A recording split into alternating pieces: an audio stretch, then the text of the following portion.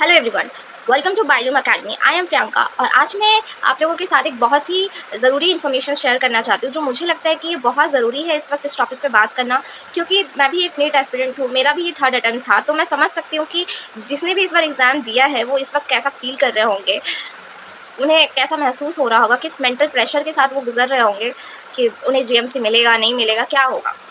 तो देखो, paper tough तो था, मुझे भी टफ लगा, पर पता है कि टफ क्यों लगा?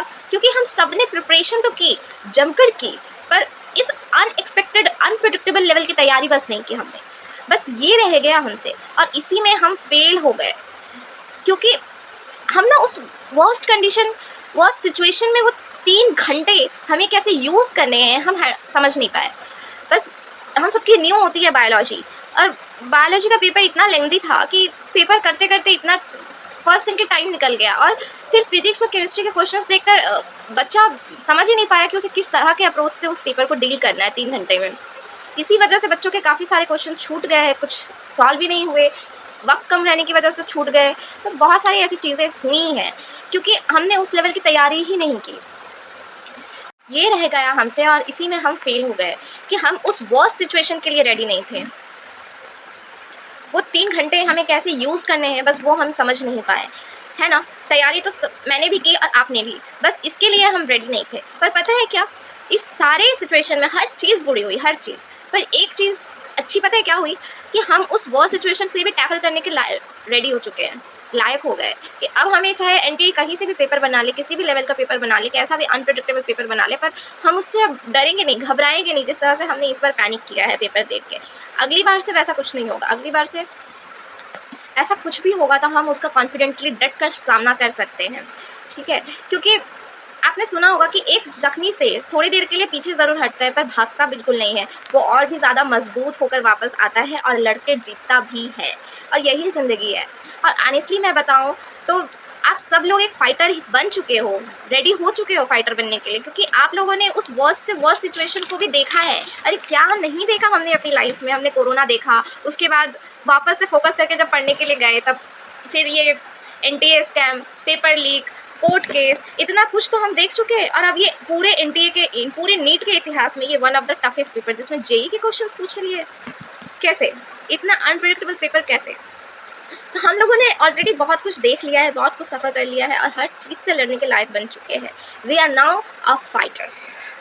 तो ये सबसे अच्छी हुई। दूसरी सबसे अच्छी चीज़ ये हुई कि पेपर टफ था, चलो ठीक था, तो एक के लिए तो टफ नहीं था ना, हर किसी के लिए टफ था, तो कट ऑफ कम जाएगा। पिछली बार जैसे 700 लाने वाले 650 लाने तक के बच्चों को भी डर लग रहा था कि हमें कॉलेज मिलेगा या नहीं मिलेगा, पर इस बार देखो कम कट ऑफ में भी अच्छे कॉलेज मिल जाएंगे, जीएमसी मिल जाएगा। तो ये दो चीज़ें जो है मेरे अकॉर्डिंग की अच्छी हुई है, ठीक है। आप लोगों ने सब कुछ देख लिया इतनी से एज में, और अब सब वापस से बस आओगे ना पूरे जोश के साथ, तो आपका कमबैक सबसे ज़्यादा स्ट्रांग होगा। इसलिए डरने की बिल्कुल भी ज़रूरत नहीं है कि ये नीट 2026 का पेपर कैसा होगा, टफ होगा, कैसा होगा, किस तरह से लेवल, कहाँ से क्वेश्चन पूछे जाएंगे, ऐसा कुछ भी सोचने की ज़रूरत नहीं है। अब आप लोग बहुत स्ट्रांग हो चुके हो, इसलिए खुद पर ट्रस्ट करो और वापस से मेहनत पे लग जाओ, क्योंकि सब कुछ मेहनत पे बेस्ड है बेटा, सब कुछ मेहनत है। अगर अभी भी पूरा 1 साल है, अगर अभी भी पूरे स्मार्ट स्ट्रैटेजी के साथ प्लान बनाकर, टाइम टेबल फॉलो करके कंसिस्टेंटली अगर आप पूरा 1 साल पढ़ रहे हो, लास्ट के 3-4 महीने सिर्फ रिवीजन को दे रहे हो, मॉक टेस्ट दे रहे हो, रोज़ प्रैक्टिस कर रहे हो, हर वीक टेस्ट दे रहे हो, तो क्यों आपको डरने की ज़रूरत है? क्यों डरने की ज़रूरत है? ऑफकोर्स एनटीए तो क्या, एनटीए का कोई भी खानदान आपको हरा नहीं सकता है। आप ज़रूर जीतोगे, आपको सीट ज़रूर मिलेगा, बस उस पर ट्रस्ट रखो। आपके पास पूरा 1 साल है अभी, आप कर सकते हो। और मैं भी तो हूँ आपके साथ, बायोलॉजी के लिए मैं हूँ। मैं अपने चैनल पे पूरा NCERT biology line by line explanation लेके आने वाली हूँ अगले मंथ से। तो आप मेरी एनसीईआरटी बायोलॉजी, आप मेरे साथ एनसीईआरटी की बायोलॉजी पूरी की पूरी पढ़ सकते हो मेरे साथ बैठ के। मैं पूरा उसे रटवा कर भेजूंगी तुम्हें, छोड़ूंगी नहीं कुछ भी। हर एक लाइन से जैसे सवाल पूछ सकते हैं ना, आड़े टेढ़े जैसे भी, हर तरह के क्वेश्चन करवाऊंगी। सारा कॉन्सेप्ट क्लियर करो, बस अभी से शुरू से तैयारी करो, कॉन्सेप्ट क्लियर करो। बायोलॉजी वो आपके हाथ में है, ठीक है। बायोलॉजी आपके हाथ में, फिजिक्स केमिस्ट्री, चलो फिजिक्स अनएक्सपेक्टेड आ सकता है, लेकिन बायोलॉजी आपके हाथ में है, उसे सेव करो। 360 में से 360 स्कोर, उसे पूरा कंफर्म कर लो, सेव कर लो, उसे बस अपनी मुट्ठी में भर लो। इसीलिए बायोलॉजी को जो बच्चे हलवा की तरह लेते हैं ना, कि उसको सीरियसली नहीं लेते हैं, बस पढ़ लिया एनसीईआरटी, 4-5 क्वेश्चन लगा लिए, हो गए बायोलॉजी, ऐसा नहीं करना है, बिल्कुल भी नहीं करना है। बायोलॉजी से इस बार बहुत एक्सपेरिमेंटल बेस्ड क्वेश्चन पूछे गए थे और नेक्स्ट ईयर भी चांसेस है कि पूछे जा सकते हैं। इसीलिए बायोलॉजी को आपको हर एक तरीके से आपको रेडी करना, हर एक तरीके से। बस बायोलॉजी को लाइटली नहीं लेना है, क्योंकि जो आपके हाथ में है उसे पहले सेव कर लो, बाकी जो आपके हाथ में नहीं है उसके लिए आप सिर्फ मेहनत कर सकते हो, खुद पे विश्वास कर सकते हो और कुछ नहीं। क्योंकि बायोलॉजी एक ऐसा सब्जेक्ट है जो पूरा एनसीईआरटी बेस्ड, एनसीईआरटी की लाइनों से, छुपे हुए लाइनों से उठकर सवाल आ सकते हैं। बाकी फिजिक्स केमिस्ट्री है तो न्यूमेरिकल बेस्ड आते हैं, उसमें आपको प्रैक्टिस करनी पड़ेगी, जितनी ज़्यादा प्रैक्टिस करोगे, जितना ज़्यादा स्पीड बढ़ाओगे, एक्यूरेसी बढ़ाओगे, उतना अच्छा है। पर बायोलॉजी तो आपको एनसीईआरटी बेस्ड है पूरा का पूरा, उससे तो आप पूरा जान लगा के मेहनत कर सकते हो, पूरा फुल कॉन्फिडेंस के साथ 360 स्कोर कर सकते हो। तो बस मैं इस वीडियो में बस इतना ही कहना चाहती थी आप लोगों से कि बिल्कुल भी डिमोटिवेटेड फील होने की ज़रूरत नहीं है।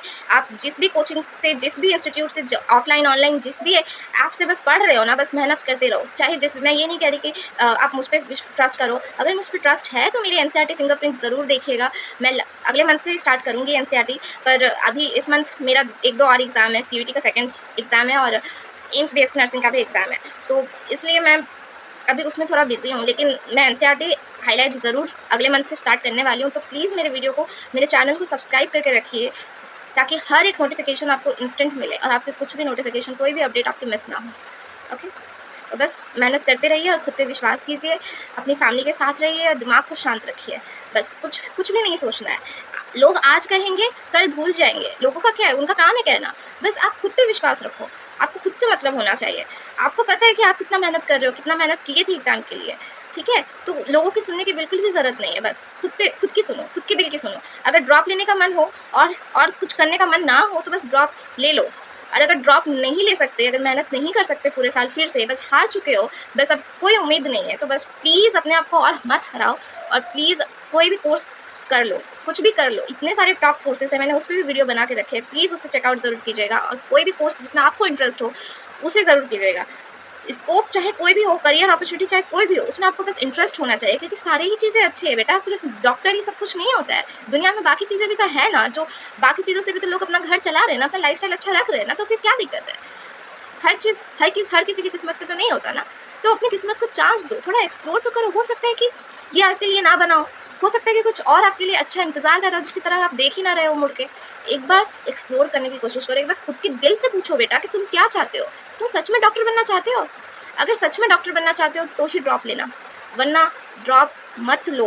मैं यही एडवाइस करूँगी और मैं सच में इस बार ड्रॉप नहीं लेने वाली हूँ, बिल्कुल भी नहीं। मेरा 3rd अटेम्प्ट था और ये लास्ट है। मैंने इस बार सीयूईटी का फॉर्म भी भरा था एडिशनल में और एम्स नर्सिंग का भी फॉर्म भरा है एडिशनल में। मुझे जिस भी सब्जेक्ट में मिलेगा मैं उसमें करियर बनाऊँगी। हर करियर अच्छा है, बस खुद पे विश्वास होना चाहिए, खुद की मेहनत होनी चाहिए बस। मैं बस इतना ही कहना चाहती थी। बाकी आप लोग मुझे कमेंट करके ज़रूर बताइएगा कि आपको ये वीडियो कैसी लगी और मेरी बातें आपके लिए मोटिवेटेड फ़ील हुआ या नहीं हुआ, ये मुझे ज़रूर बताइएगा। ये वीडियो आपको कैसी लगी है, ओके? तब तक के लिए बाय बाय।